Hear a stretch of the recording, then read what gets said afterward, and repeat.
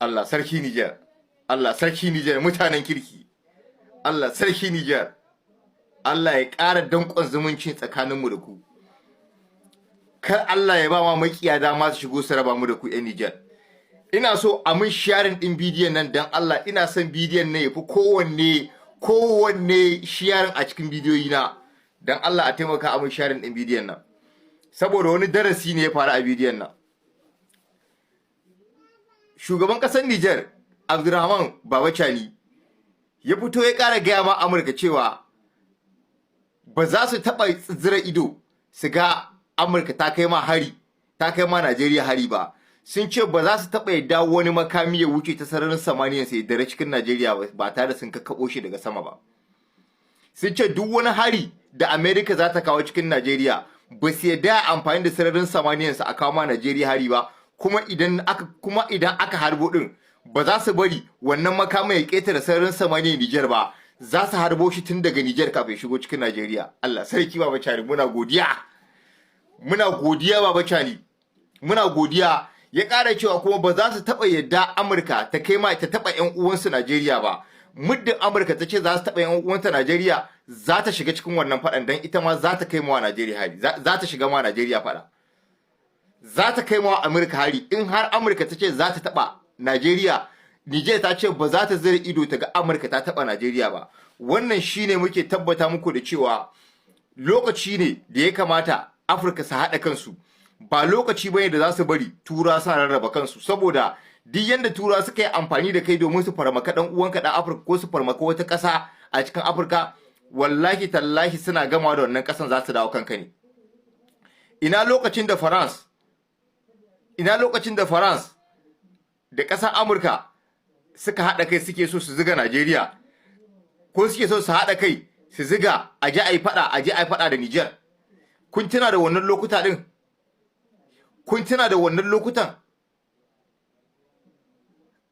Manya-manyan 'yan Najeriya suka shiga ciki, suka yi ruwa, suka yi tsaki, suka hana abin. Da mutanen mai arewacin Najeriya suka yi ruwa, suka yi tsaki, suka hana, suka ce ba su yadda ba a taɓa Niger. Hausawa da sauran mutane suka ce ina ba su yadda ba fa, bari a taɓa 'yan uwansu 'yan Niger ba su yadda da wannan abu, don haka dole a dakatar da abin nan. Haka aka dakatar da shi. Yanzu gashi kasashen da suke so su ziga, kasashen da suke so su hada wannan abin sun gama da Niger din da su Burkina Faso da Mali, sun dawo kan Najeriya. Najeriya ne kuma ake so a yaka.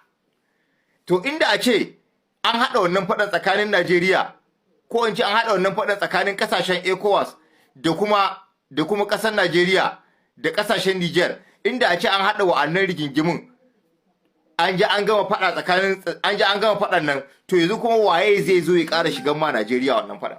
Babu. Saboda ya zama abun kunya tsakani. An zama abun kunya. Kun gama faɗa kuma gashi an zo ana so a murƙushe ɗaya daga cikin ku. To wannan wani lesson ne da ya kamata 'yan Afirka su gane. Ɗan lesson ne, naga abubuwa daban-daban da 'yan Najeriya suka yi. Amma dai wannan babban darasi ne da ya kamata mutane su fahimta cewa naka sai naka daɗin zama sai bare wallahi. Wannan shine naka sai naka daɗin zama sai bare. Muna godiya Niger, muna godiya Abdurrahman Babachani har abada, kuma ana tare wallon. Ba wata ƙasa da ita ba wata ƙasa, ba wani ƙasan bature da ya isa zo ya raba tsakanin Najeriya da Niger, wallahi ba isa ba. Ana tare.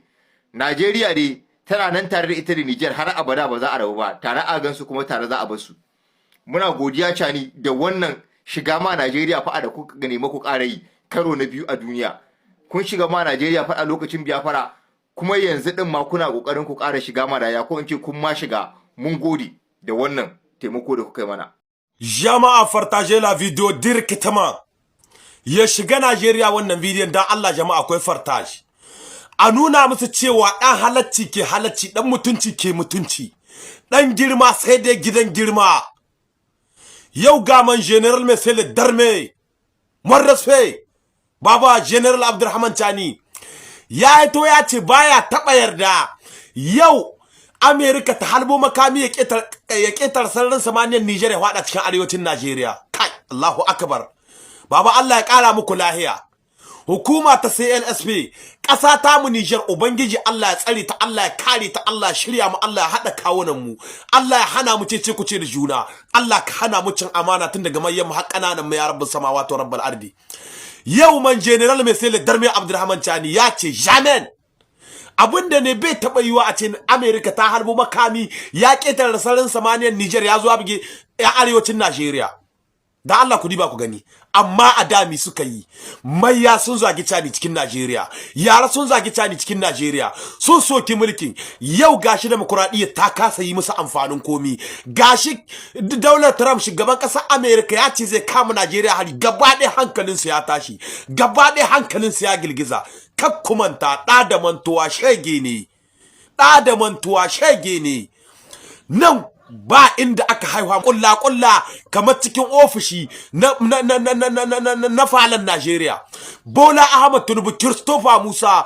Nuhu Ribadu da Kashim Shatima da su aka yi kullen cewa a kai ma Niger hali amma ku sani mu Allah shi ke tsare mu Allah shi ke tsare kasar mu Niger Allah shi ke kare sojojin mu Allah shi ya dora mulkin mu shi ke san ganin sojojin mu vive l'armée nigérienne vive CNSP merci beaucoup à la sécurité moi général Mesele Darme Abdurrahman Chani merci beaucoup godiya muke insha Allah ku gani duka la rage de vaincre, la soif de la victoire, le goût de l'effort, le sens de l'honneur, ces valeurs sans cesse enseignées au cours de vos 2 ans de formation et qui ont fait la fierté et le crédit du soldat nigérien, ici et ailleurs, doivent être le leitmotiv qui doit guider vos actions de tous les jours.